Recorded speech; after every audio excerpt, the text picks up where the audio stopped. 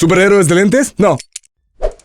Demencialidad de mente de las voces, bienvenido, ¿qué tal? ¿Cómo te va? A ti, sí te estoy hablando individualmente. Estamos empezando junto a Thanos. Lo han pedido tantas veces esto. Se trata de uno de los villanos preferidos de Marvel, esta creación que data de 1973 y que aparece en el número 55 de la realización de Iron Man. Vamos a explorar en detalle su voz. Porque a eso viniste. El único que no merece importancia, muchacho. El único que no merece importancia, muchacho. La manera de llegar a esta voz evidentemente es grave, pero si tú quieres observar, no sé si es por aquí o por aquí que voy a dejar el enlace, los diferentes tipos de voces graves, porque la colocación meramente relajada ahí en el pecho no es el único camino como para abordar esta voz. Se trata del actor colombiano Juan Carlos Tinoco, que además de poseer un timbre grave, le da una cualidad distintiva bien interesante que ya estamos metiéndonos en cada uno de esos matices. Tiene que ser una voz que resuena en pecho, pero no es guardada. No puedes hacer una voz grave chiquita. ¿A qué me refiero con esto? Que en otras ocasiones, por ejemplo, para otro tipo de personajes o diferentes realizaciones, bien vale que hagas... Pero esto no te va a servir porque necesitas lanzar la voz, hay que proyectarla, es una voz intensa, fuerte, potente. Tip número 1. Fuerza en la voz, no te quedes en... Ya, como es grave, es muy por acá y muy apretadita. ¡No! El único que no merece importancia, muchacho. Fíjate en toda la actitud. Si bien él está haciendo una entrevista para El Heraldo, está en pose y también está actuando, porque para meterse en el personaje, para dar lo mejor de cada personaje, independientemente que no esté en el estudio, ni está siendo marcado por el director, ni tampoco lo está viendo en pantalla, tiene que compenetrarse. Pero es así. De nada vale que tome el micrófono, quede rígido y diga... No, en todo momento, tú cuando lo haces, independientemente de que sepas que va a salir en doblaje o no, o que vas a representar algo, lo tienes que hacer actuando. Busca la coherencia entre las miradas, el entrecerrar los ojos, abrir la boca, elementos también de sorpresa, movimientos que en algunos casos van a ser más fuertes o más violentos, más amacados y en otros casos más sutiles. Todo esto es lo que ayuda al trabajo vocal y a la credibilidad de la actuación.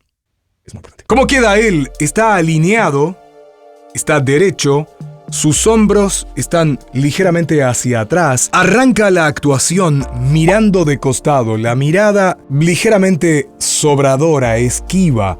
Prácticamente cuando uno no le está brindando la total atención a través de sus ojos abiertos, es el contacto con el mundo exterior, es el reconocer lo que hay. Los ojos entrecerrados nos repliegan y nos llevan hacia una perspectiva muy personal de esto lo veo desde mi forma de ser y lo que veo hacia afuera apenas me importa. Por eso es que este replegarse hacia el costado todavía le está dando mayor distancia hacia lo que dice y lo que hace. En otras palabras, traducido de una forma muy fácil, me importa un bledo lo que estoy viendo. Actitud displicente. Vamos a practicar ahora muchos detalles y matices de la voz. Cuando lanzas la voz en grave, cuando haces un recorrido fuerte con tu voz, hay una tendencia, y esto lo hemos explorado en otros videos tutoriales, a que la voz empiece a agudizar, como si fuera una especie de cosa que va jalando, que tira. En la medida que haces más fuerte e intensa tu voz, la gravedad desaparece y le da paso a los tonos medios y más agudos.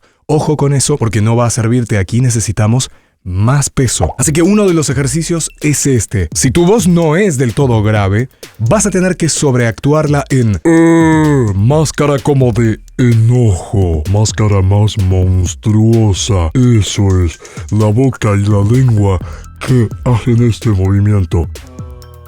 Ay no, que me veo muy ridículo. ¿Qué te importa? Es un producto que además de ser ficticio, tú lo haces un producto sonoro, así que... ¿vas a posar para la revista Vogue?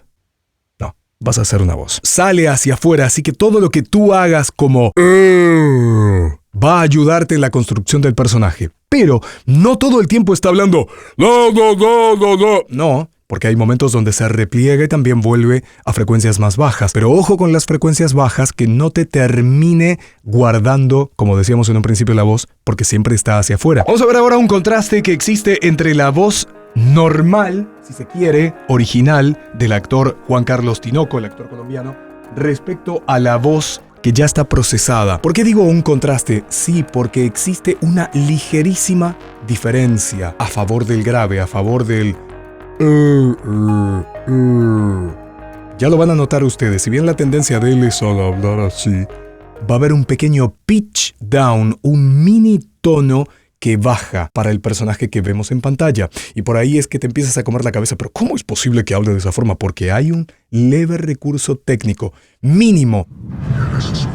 Eres tú. La E de eres, cuando aparece el macaco este en pantalla, la E es súper baja. Eres tú. Así que, entre la voz natural y normal, que ya está actuada por supuesto, y los elementos técnicos, ese detallecito de pitch down es donde vas a poder llegar perfectamente a la frecuencia de Thanos. ¿Cómo es entonces? Eres tú. Tu política me aburre. Tu política me aburre. Aquí no tenemos un Tu política me aburre. Aburre. Es tu política me aburre. Me aburre. La voz es más monstruosa y pesada. respecto a la primera parte en la nota, donde lo veíamos a Juan Carlos Tinoco hablando, sí, como habla él. Pero esto es más hacia abajo. Tu política me aburre. Me aburre. Los labios están un poquito más cerrados. No hay una articulación tan enorme, tan inmensa. Tu política me aburre. Necesitamos sacar así la voz.